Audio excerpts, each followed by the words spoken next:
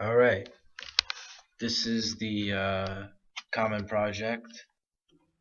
So the idea is to have a solar panel structure in the courtyard near the northwest corner building in Pupin that would provide energy, provide a nice space for students to hang out, and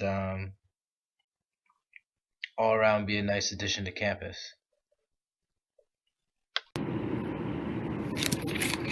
Our goal in designing this was to provide a comfortable space for a short break and study. This place is intended for students to come a bit early for classes and want to enjoy the weather for a short period of time. And students may also study in this area, even at night due to 7 lamps lighting the place. A few USB ports or electric outlet may be installed for students who study for a long time. There is a small dome inside on which students can lean or sit. As seen in the top view, solar panels are placed in one corner instead of being placed in the center. This is due to seasonal differences in shades. In August 1st, when sunlight intensity is relatively high compared to days during winter, the shade expands from top left corner. In January 1st, however, when the sunlight intensity is lower, the shade expands from the bottom. We need to put the solar panel where the amount of energy collected, determined by the sunlight intensity and the duration of exposure to the sunlight, does not vary too much. Therefore, it is during winter when the duration of exposure to the sunlight should be longer than during summer because light intensity is lower during winter. And this is the reason why the solar panel is placed at the upper left corner.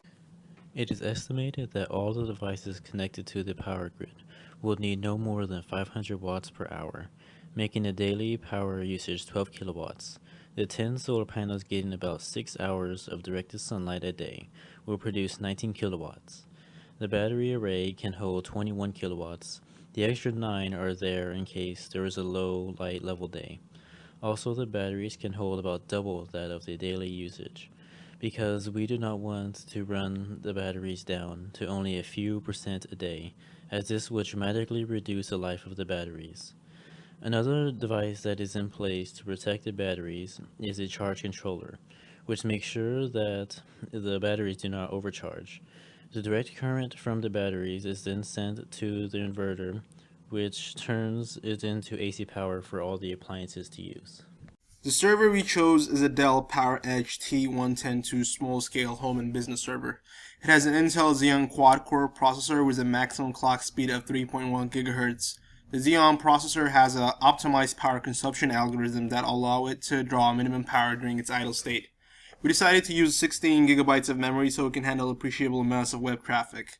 The server comes with a pre-installed version of Windows Server Essentials, and for local storage we have opted to use 1 terabyte of hard drive space. This can be used to lock data both for the web service and from the solar grid itself. The server operates at an input level of 125 volts and 15 amps. That's about 1.9 kilowatts. That means if the server ran for an entire month, it would dissipate only 1400 kilowatt hours. Considering the lowest residential energy usage in the US is over 6,000 kilowatt hours, our server can easily be supported by this solar power grid.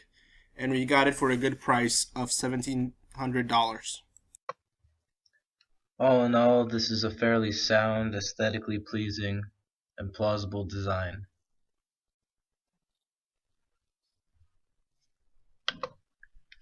It would be great to see something like this on campus. We hope you like it.